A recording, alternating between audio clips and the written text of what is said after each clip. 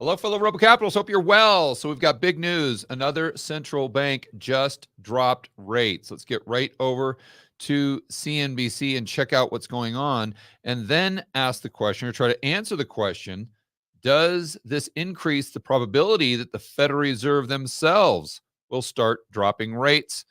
Let's get right over to CNBC, and here we go, guys. Switzerland becomes the next central bank. Well, let me read it right off the page here. Switzerland makes second interest rate cut as major economies diverge on monetary policy. I would say temporarily diverged. If the yield curve is correct, and as you guys know from watching my videos, it is 99% of the time, the divergence will soon become unanimous, or the divergence will turn into something that is happening in unison.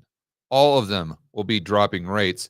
The question is, to what degree? Getting back to the key talking points, Swiss National Bank trimmed its key interest rate by 25 basis points down to 125. Two-thirds of economists polled by Reuters had anticipated this SNB would decide in favor of a 25 basis point cut. The country's inflation flatlined at 1.4%. So I think that's key, that the inflation rate, which, by the way, is probably understated like the United States, is at 1.4%. So they're cutting to make sure that they have negative real rates. So to sit there and say, well, yeah, but inflation is coming down in Switzerland and it's no big deal. I mean, this has nothing to do with the economy or the economic outlook for the larger domestic economies, maybe even the global economy. I think you have to look at the fact that they're taking them negative in real terms. If this was just, inflation was running at 1% and they're going from 6% down to 5.75. Okay, we've got positive real rates there. I think there's an argument that maybe the economy or the underlying economy is still strong, or the underlying fundamentals are still strong. But here, when you're taking it negative in real terms, either they're doing that because they see storm clouds with the Swiss domestic economy, or for Europe, or for the United States, or for all of the above.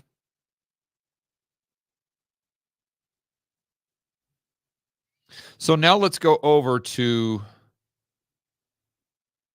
we hit the inflation expectation, or the inflation rate. I wanted to go over that. I didn't realize that they stated it in that article. And let's go over to Market Watch, because we want to see what's happening in the United States, and because that's what most people watching this video are concerned with. It's not just what the Swiss National Bank is doing, or what the ECB is doing, or what the Canadian Bank is doing. It's more so about the Federal Reserve. And I mention all of those banks because they are in the process or have dropped rates recently. And as you guys know, in the United States, it's all about one thing. The last shoe to drop is the unemployment rate, the jobs market. And it's not just the jobs market. It's just the one metric that everyone in the mainstream media and the Federal Reserves themselves associates with the labor market. It's a proxy for the labor market, and that's just headline unemployment, the non-farm payroll numbers. It might not be headline unemployment. I should have said just the non-farm payroll numbers, the establishment survey. That's what it's all about. But look at what happened today as far as jobless claims. Now, they were down slightly from last week, but they still are at a 10 or near a 10-month high. And look at the reason the mainstream media is giving for the jobless claims being near a 10-month high, because it's the end of school year. This is fantastic, isn't it? Again, it goes back to what we were saying in that last video, that it just doesn't pass the sniff test. And if it doesn't make sense, it's probably because it's BS. If we've learned anything over the past 4 years, that's it. If it doesn't make sense, it's probably fake news or propaganda or just straight BS. I mean, by the way, I mean, I'm no genius, but it seems like the end of the school year would come every year. Yeah. I actually, yeah, I think it does. I think every single year we have the end of the school year. But yet, mysteriously, in the past, the jobless claims don't go to a 10-month high or don't skyrocket. And oh, by the way, if they did, wouldn't the central planners factor that into the seasonal adjustments? Of course they would. So either their seasonal adjustments are way off, or this is complete fake news. My base case is the latter. And of course, they have all these teachers or whatever. Oh, that is the most ridiculous excuse I've ever heard, because it's the end of the school year. Oh, geez. You know, you just can't make this stuff up. You just, and here, right here, economists polled by the Wall Street Journal had forecast new claims to total 235,000. They came in at 238,000, by the way, in the 7 days ending June 15th, based on seasonally adjusted figures. Oh, man. The level, let's see, of these so-called continuing claims, the highest since January, suggested it's taking longer for people who lose jobs to find new ones. So what we're saying here is that we're starting to see the labor market soften. Now, once this starts showing up in the headline numbers, the establishment survey, then, in my opinion, that's when the narrative changes. That's when bad news goes from being good news to actually being bad news. That's when the Fed starts to drop. And if you look at history of the Fed funds rates, when they drop, that's usually when the stuff hits the fan. Let's here we go. Let me show you what I'm referring to.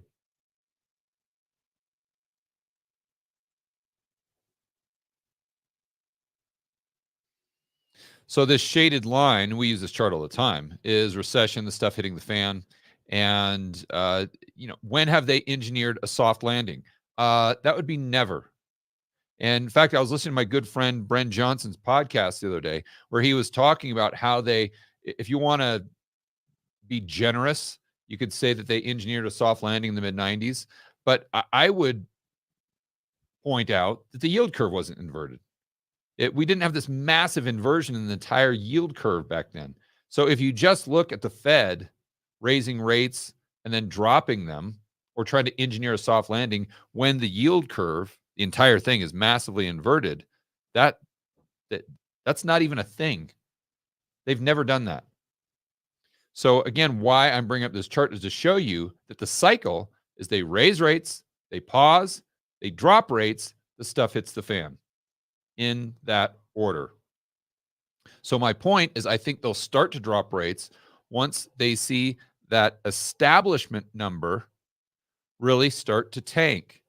And then that's when you get a hard landing, recession, etc., whatever you want to call it. That's when the bad news becomes bad news. But let's keep going here, because there is such a massive discrepancy in this establishment number and in the household number. My buddy Jeff Snyder, talks about this all the time. But look at this chart from Zero Hedge. I mean, this really is eye-opening. I mean, this is shocking. When this red line you see is a reflection of the household survey, and the green line is the establishment survey. Now, for some reason, the mainstream media, the Fed, everyone out there likes to just get hyper-focused on this green line, and they completely ignore the red line. Well, why? Why don't we look at the red line and ignore the green line? It's totally arbitrary. It's just like this 2% inflation target. Where do they get that? That wasn't some sort of scientific model. They just pulled that out of their rear end. So think about that. If we would just focus on the red line instead of the green line, even the was it the NBER? I believe that's the government agency that officially states that yes, we are in a recession. They likely would have said that we're in a recession long ago. And this is consistent when you look at the SOM rule. More on that in just a moment. In fact, I pulled up an article, excuse me, that I'm going to show you guys where the gal that invented the SOM rule came right out on CNBC and said that the Fed is playing with fire. Her words, not mine. So there is the discrepancy that I wanted to point out. Here is this gal. Her name is Claudia Som, and she's the person that invented this thing. And she came out on CNBC. Here she is. And like I said, right here in the headline, the Fed is playing with fire, because what she's saying is the fundamentals of the economy are very weak, very unsound. And by not dropping rates, she's looking at the Fed as the center of the monetary universe. So right there, I would disagree. But what her point is that by not dropping rates when the economy, the underlying fundamentals are this weak or unsound, they risk creating the hard landing that they've created every single time. But I would say if they've done this every single time, at a certain point, you say, well, maybe they're not creating the recession. Maybe they're just responding to something that would have happened regardless of what they had done. And maybe those rate increases just exacerbated the problem to begin with.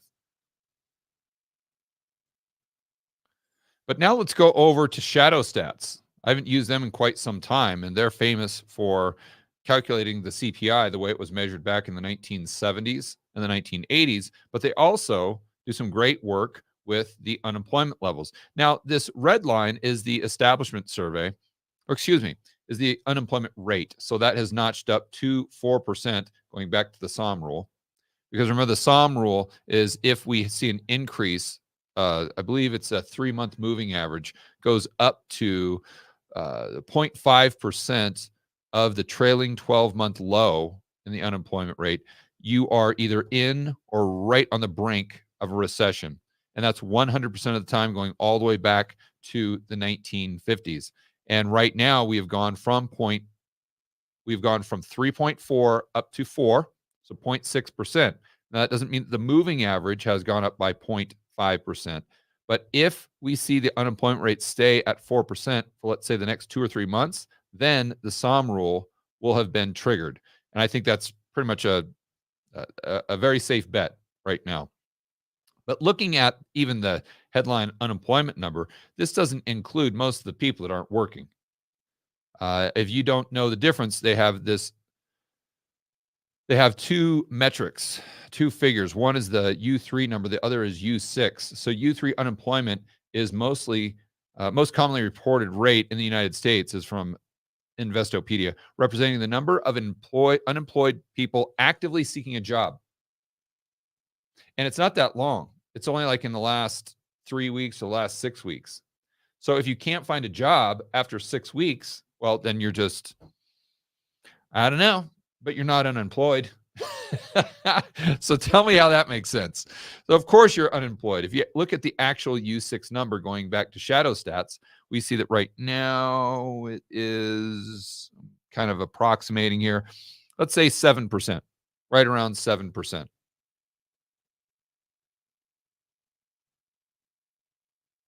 So the main takeaway here, guys, is that we're starting to see the data in the United States around the labor market, which is the last shoe to drop before the Fed will likely lower rates. We're starting to see that data soften quite substantially, while at the same time, we're seeing all of these other global central banks starting to diverge from the Fed by dropping rates while the Fed is holding tight. In fact, today I read the Bank of England is also coming out and pretty much saying that they are going to drop rates, but they call it a hawkish cut. They're talking about a hawkish cut. I think that's an oxymoron last time I checked. I don't know how you can be hawkish and actually cut rates.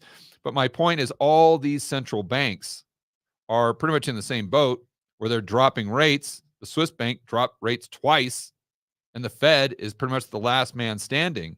But that pretty much revolves around the labor market and we see the data becoming weaker. So then the only question, and this is the $1 trillion question, is when does bad news go from being good news to bad news? To figure that out, you have to stay tuned to the Rebel Capitalist channel. On that note, guys, enjoy the rest of your afternoon. As always, make sure that you're standing up for freedom, liberty, free market capitalism. See you in the next video.